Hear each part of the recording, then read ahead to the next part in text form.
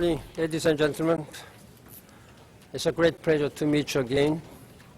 These are extraordinary times that call for extraordinary measures and extraordinary decisiveness. I am therefore grateful to the Security Council for its swift action today. The earthquake struck 1 week ago today, and we have been working non-stop ever since. By approving my proposal today to send an additional 2,000 soldiers and 1,500 police officers to Haiti, the Council sends a clear signal. The world is with Haiti. I'm sure member states will respond positively, quickly as well. We must do all we can to get these extra forces on the ground as soon as possible so that they can help maintain order and deliver humanitarian assistance. Search and rescue operations continue. 90 people have been saved by 43 international search and rescue teams made up of 1,700 people. There are still lives to be saved. Our relief operations are gearing up quickly. For those who have lost everything, of course, help cannot come soon enough. The good news is that we are making rapid progress despite the extremely difficult logistical challenges. Capacity at the airport is improving. Yesterday, I spoke once again with President Obama and Secretary of State Hillary Clinton. The President reaffirmed their support for the United Nations work. In particular, I emphasized the importance of reopening harbor facilities in Port-au-Prince.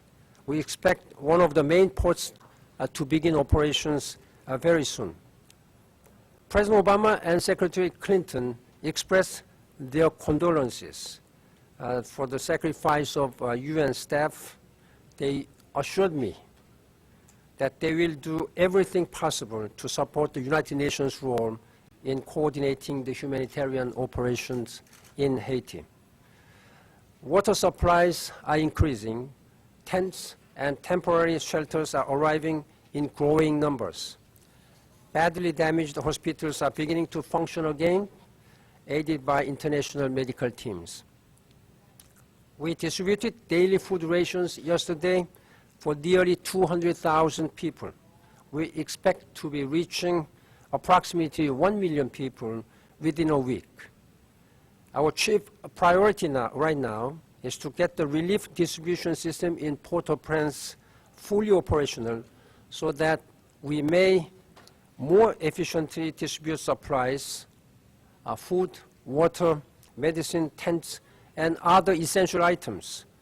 We will have more than 200 such distribution centers functioning shortly. Coordination is critical.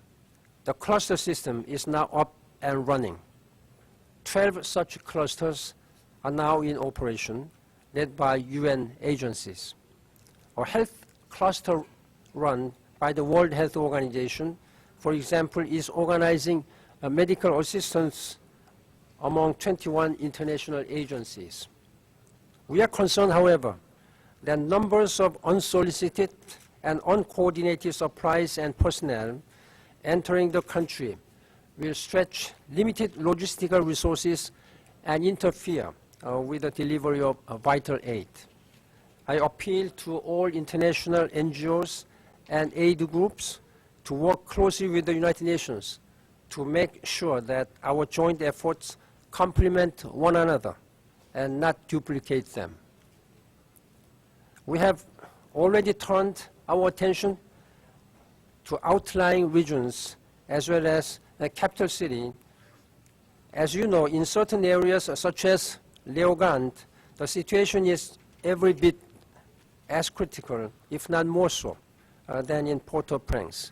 Thank you very much, and I'm ready for your attention. Mr. Secretary General, you emphasized that you're glad the Security Council worked so quickly. Can you be more specific about how quickly you believe these extra troops can be on the ground? Is there a target? And can you further update us on what troop contributing countries have come forward? Of course, that depends how quickly the member states will act. We have already received some indications, proposals from several countries already. Therefore, I believe that the deployment of additional troop and police forces will be done quite quickly. And this is very important that we deploy them as quickly as possible, because in every aspect of our operation there, we are running against the times. And 3,500 you think will be enough, or are you considering to add more in the near future?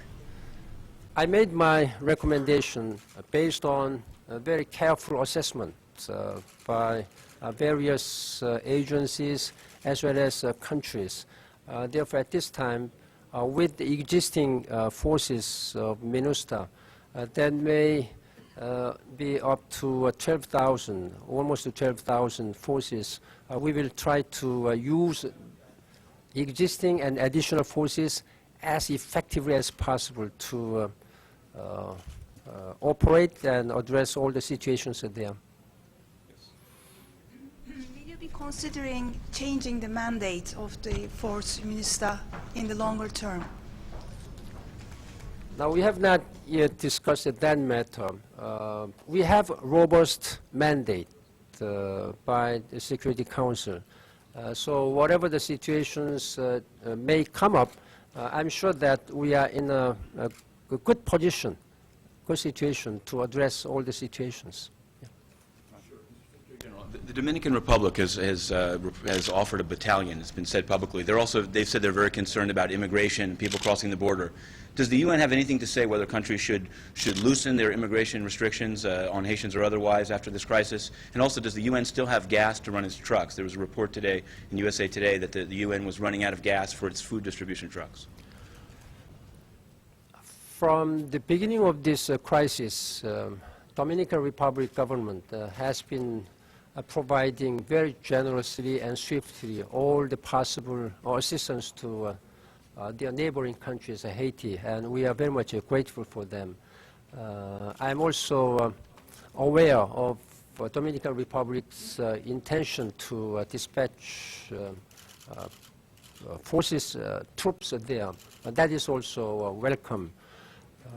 For all these immigration issues, I'm also aware that Dominican Republic government is trying to accommodate as many as possible those people within their existing rules and regulations of their country, but they have been very generous.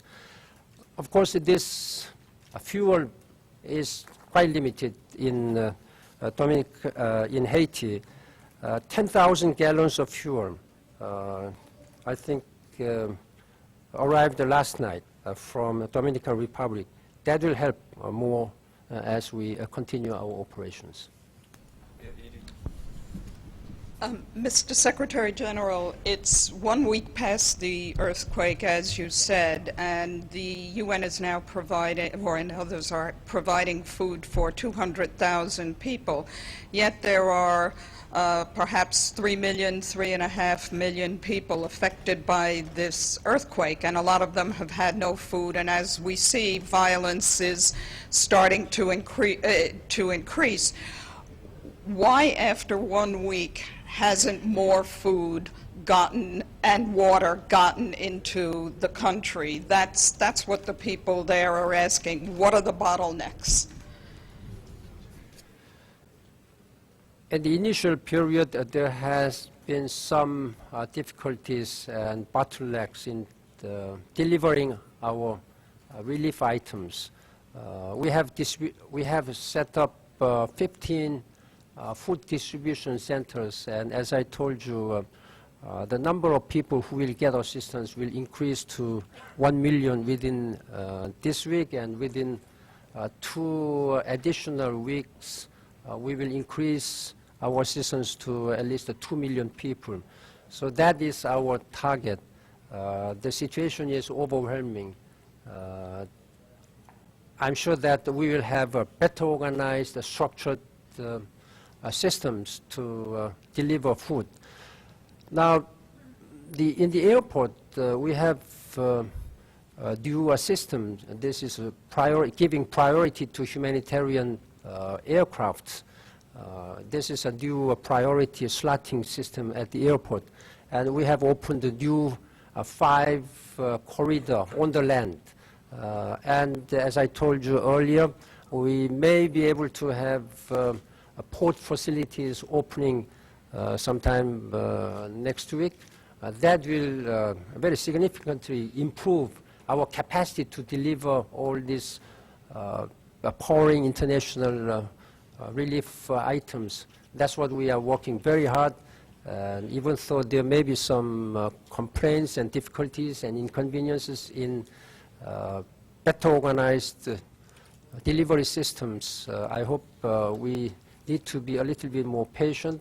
We are working day and night, so you can trust the United Nations and other international communities' work.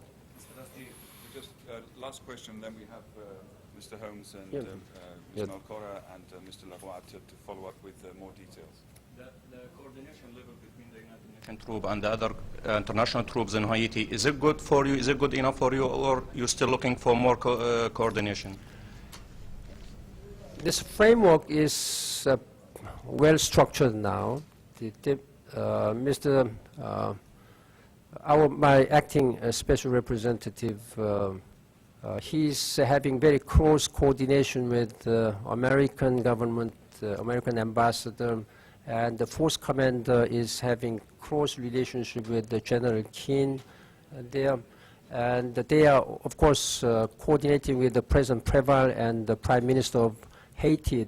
Therefore, we have a well-structured framework of coordination.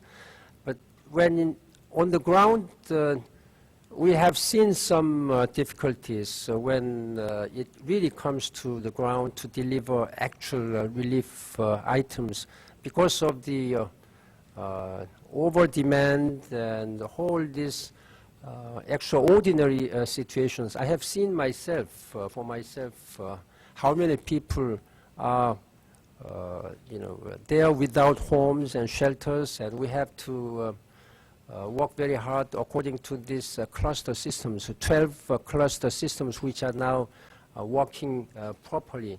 So you will see a much improved situation in terms of coordination, in terms of delivering aid to people who need it.